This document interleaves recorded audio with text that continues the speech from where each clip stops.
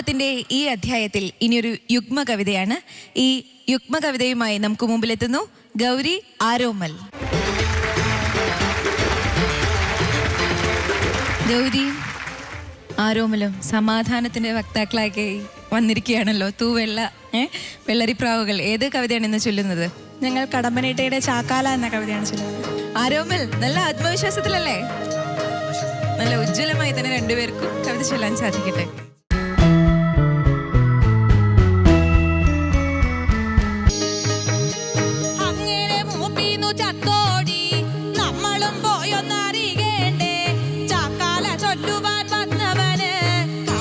കാശും കൊടുത്തോടെ കാര്യങ്ങൾ എന്തൊക്കെയായാലും 4 പേർ കൂടുന്ന കാര്യമല്ലേ.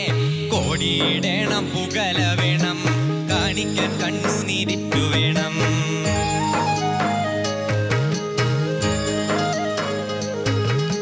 വെറ്റില തിന്നു ചവച്ചു തുപ്പി കൂട്ടത്തിൽ കൂടണം നന്മ ചൊല്ലാൻ. ഭാഗ്യവാനെന്നേ പറയാവോ, യോഗ്യത ഉച്ചത്തിലോർക്കേണം. ചാവിന്നു ബന്ധുത്വമേറുമല്ലോ, ചാവാതിരിക്കുമ്പോഴെന്തുമാട്ടെ. എലിമുള്ളു കൊണ്ടാ വഴിയടച്ചു, എലുകക്കല്ലൊക്കെ പിഴുതു മാറ്റി. അതിരിലപ്ലാവിന്റെ ചോടുമാന്തി പേരറ്റു വീണപ്പോൾ തത്തമാക്കി. എരുമയെ കയറൂരി വിട്ടു, തൈ തലതീറ്റി എതിരുകൾ എത്ര കാട്ടി.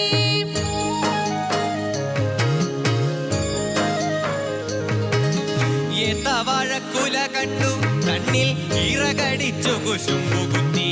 അളിയനും പെങ്ങളും എന്നതൊക്കാതതിയാനെ തോന്യാസമായിരുന്നു. പെണ്ണിനെ കാണുവാൻ വന്നവരോടെണ്ണിയ ദൂഷണം എത്രമാത്രം. പൈക്കിടാവാദ്യമായി പെറ്റവരെ കൊണ്ടിക്കൂടാത്രങ്ങളെന്നു വേണ്ട. കുരുതി പുഴുങ്ങി ഉരുളി പൊട്ടി, കറവ പശുവിന്റെ കുടലു പൊട്ടി. ഓർക്കുവാൻ കൊള്ളുന്ന തല്ലിതൊന്നും ഓർക്കുവാൻ പറ്റിയ നേരമല്ല.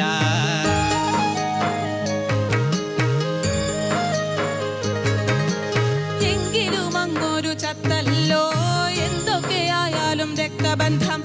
4 പേർ കൂടുന്നിടത്തു നമ്മൾ നാണക്കേടെന്നു വരുത്തരുത്.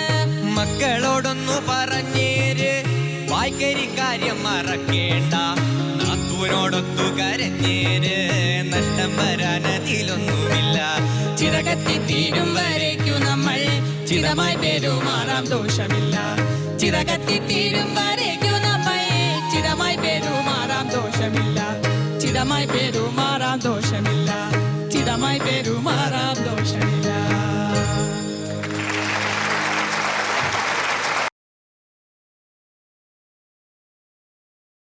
ഗൗരിയും ആരോമലും ഞങ്ങളെ എല്ലാവരും അത്ഭുതപ്പെടുത്തി കഴിഞ്ഞു.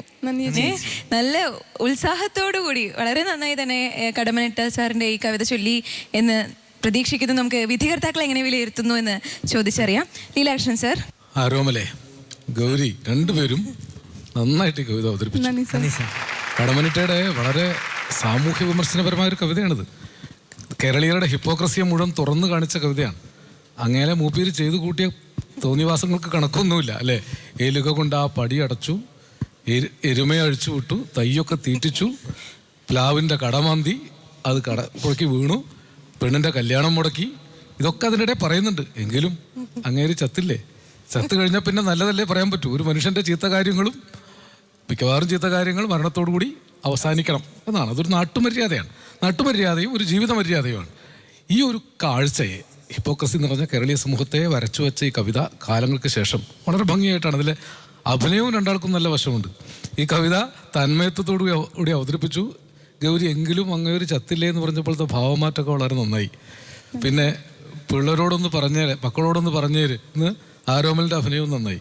കവിത ചൊല്ലാനും അഭിനയിക്കാനും കഴിയും. ഇതൊരു പുതിയ രീതിയാണ്. ഇങ്ങനെയും ചൊല്ലാം. കവിതയ്ക്ക് ഇങ്ങനൊരു സാധ്യതയുണ്ട്. അത് ഒട്ടും അഭംഗിയില്ലാതെ വൃത്തികേടാക്കാതെ ചെയ്തു എന്നുള്ളതാണ്. ഇത് വൃത്തികേടായിട്ടും ചെയ്യാം, അങ്ങനെ അല്ലാതെ ഭംഗിയായിട്ട് ചെയ്തു. രണ്ടുപേർക്കും അഭിനന്ദനം. നന്ദി സർ. മുരുകൻ സർ. ഈ പറഞ്ഞതുപോലെ ഈ സമൂഹത്തിൻ്റെ ഒരു പ്രത്യേകതയെ വരച്ചു കെട്ടുന്നതാണ്. മലയാളിയുടെ ഒരു പ്രത്യേക രീതിയാണ്. അവനെല്ലാം ഈ കാടിയിൽ നല്ല സ്ട്രായൊക്കെ ഇട്ട് ഇങ്ങനെ കുടിക്കും. ഇത് അങ്ങനെ ഒരു രീതിയാണ്. അതുപോലെ എൻ്റെ സുഹൃത്തിൻ്റെ വീട്ടിൽ പോയപ്പോൾ അപ്പുറത്തൊരു മരണം നടന്നു. അപ്പോൾ ഒരമ്മ ഉറക്കെ വിളിക്കുന്നു, അയ്യോ എൻ്റെ കിളി പോയേ എന്ന് വിളിക്കുന്നു. ഇന്നത്തെ ആ പാട്ട് വരുന്നതിന് മുമ്പ്. അപ്പം ഞാൻ ചോദിച്ചു, ആ അമ്മയുടെ ആരാ മരിച്ചത്? പറഞ്ഞു, അമ്മയുടെ ഭർത്താവാണ് മരിച്ചത്. എത്ര വയസ്സായി? 95 വയസ്സായി. കൊള്ളത്തരങ്ങളുടെ കളിയാണ് എല്ലാം. അപ്പോൾ ഇത്തരം കാര്യങ്ങളെ വളരെ വ്യക്തമായി സരസമായി അവതരിപ്പിക്കുന്ന കവിതയാണിത്. കടമ്മനിട്ട ചൊല്ലുന്നത് വേറൊരു കുറച്ചുകൂടെ രീതിയിലാണ് കേട്ടോ, അത് വേറൊരു തലം. മനോഹരമായി ആലപിച്ചു. ആശംസ. നന്ദി സർ. ആരോമൽ, ഗൗരി, അപ്പോൾ സന്തോഷിക്കാൻ ഏറെ വകയുണ്ട്. വളരെ നല്ല അഭിപ്രായങ്ങൾ കേട്ടു. നമുക്ക് മാർക്ക് എത്രയാണെന്ന് കൂടി അറിയാം. ലീലാകൃഷ്ണൻ സർ. ആരോമലിനും ഗൗരിക്കും 50-ൽ 47 മാർക്ക് വീതം. നന്ദി സർ. മുരുകൻ സർ. ഞാനും കുറയ്ക്കുന്നില്ല, രണ്ടാൾക്കും പറ്റും. പക്ഷെ അതിലൊരു കാര്യം കൂടെ പറയാനുണ്ട്. അതിൽ ഈ കവിതയുടെ ആ കൾച്ചർ ഉൾക്കൊണ്ടത് പിന്നെ ഗൗരിയാണ്. എങ്കിലും ഞാൻ കുറയ്ക്കുന്നില്ല, രണ്ടാളിനും 47.